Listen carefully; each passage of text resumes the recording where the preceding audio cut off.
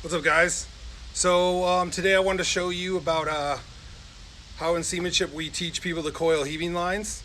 It seems like a fairly routine or easy thing to do, but I find that a lot of people have a hard time with it. It's a little bright out here, so I hope this shows up well, but we're going to go into the phase of how we teach people to use heaving lines.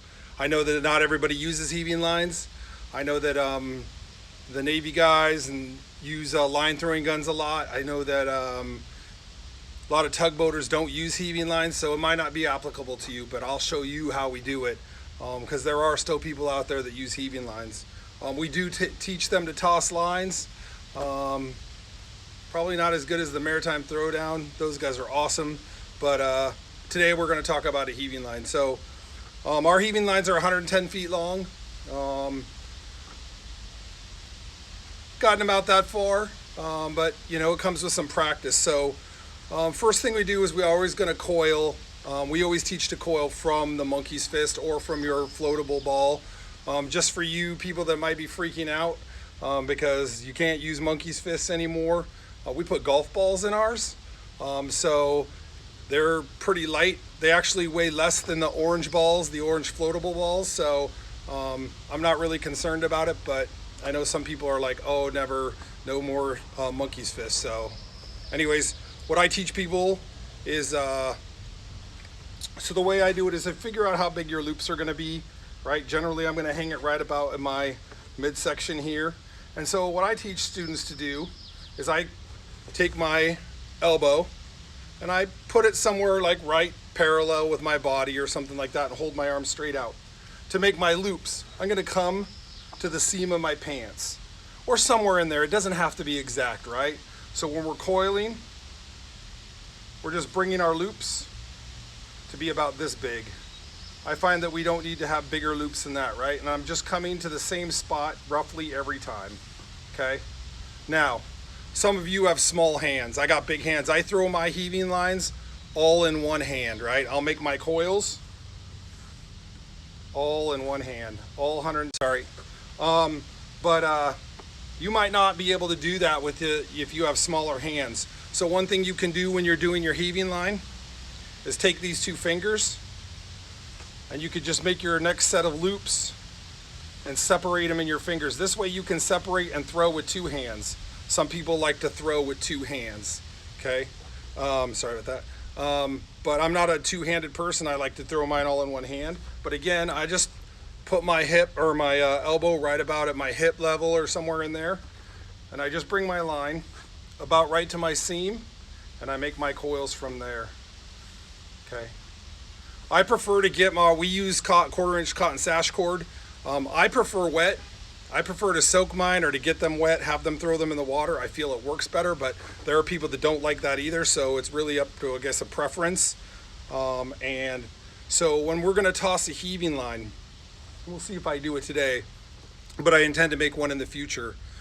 For heaving lines, right? I see overhand, I see underhand, I see all sorts of stuff. The way I teach people to do it, make sure whatever you're going to toss over that you're going to clear that, right? And you kind of set your legs kind of shoulder width apart, and it's all in the twist, right? So make sure that before you throw it, it's not going to get hooked up inside the loop, right? And then I kind of like this. And so when I'm throwing that heaving line, I don't come straight out in front of me and let go. I toss that about right here, right? So I'm not quite straight ahead of me. I'm right about here. That gives your coil and your monkey's fist time to start paying out or to start flying. And by the time it's out, it's going to go straight out in front of you. And this works well. I've had this happen a lot. So this is how we do that for our heaving lines. But again, it just depends on if your company uses it or if you're allowed to use heaving lines. It's been a while, but you can adjust it however you want. So maybe I can demonstrate this, right? So I come here. You don't ever want to let go of your heaving line, especially if it's tied to a mooring line. it could rip right out the chalk or so over the side. So you want to make sure that you're always keeping a hold of your heaving line. I'll see people throw with both hands and they let go of it. You don't want to do that. You don't want to let completely go of it, right? So if I'm, let's see here, if I'm ready to go, I'm just going to go. Okay, that heaving line fully extended. It went all the way over the pier, over the road, and over the tree, which might be a problem for me. Of course it's going to be a problem.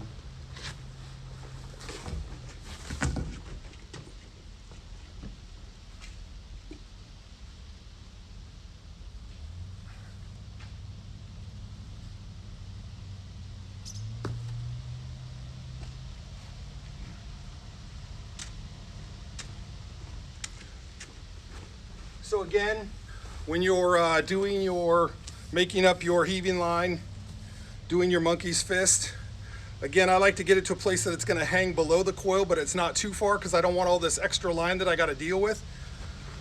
The way that I make sure it's not around my feet.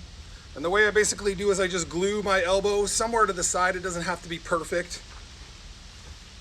And I just bring my hand to my seam or somewhere to the side of my leg. And I also twist, right? I'm not just coiling it, I'm twisting it. Right? Just go in, making sure I'm not getting them mixed up, making sure that they're not getting crossed over too much. If you're good at it coiling, you can get a little bit of crossed over and it'll still be forgiving, right? Just comes with practice. You know, you can spend all day you want tossing heaving lines into buckets and doing all sorts of stuff, but if you don't actually make it to the boat or to the pier that you're trying to throw to, it doesn't really work that well for you. So again, I have a full coil, and yes, you can split it, no problem, but if that's a problem for you, hook part of it in your finger like this, and it's easier to separate. Again, I guess I could try this one more time. Hope I don't get the tree. So when I'm doing it, I just put my feet and I kind of twist with my body, right? And I heads up. Full extension on that heaving line, went all the way out, right? No snags, no dropping in 3 feet in front of me. It'll probably get snagged on this stump again. No, I got it back. So that's what I have to say about that, right? About heaving lines. It takes practice. Not everybody uses them, but if you do use them, you should practice and practice on as long as you can. Another thing that you can do is obviously you can make a heaving line knot, or I've even had students that I've taught you can just throw a coil, a messenger line. It doesn't have to have something heavy on it. The weight of the coil, if you've coiled it correctly, you can toss the coil and use the coil as the weight to extend the line. And that works, and we've done it before. While we don't have a heaving line or all of our heaving lines are somewhere else, you can use just the coil to fully extend your line out. As long as you've coiled it right and it looks good, it works. Plenty of times I've seen it, plenty of times. That's all I really got about that today. But if you got questions, concerns, comments, something that you'd like me to explore or something different, I'd be happy to hear from you guys. Thanks a lot. See you guys later.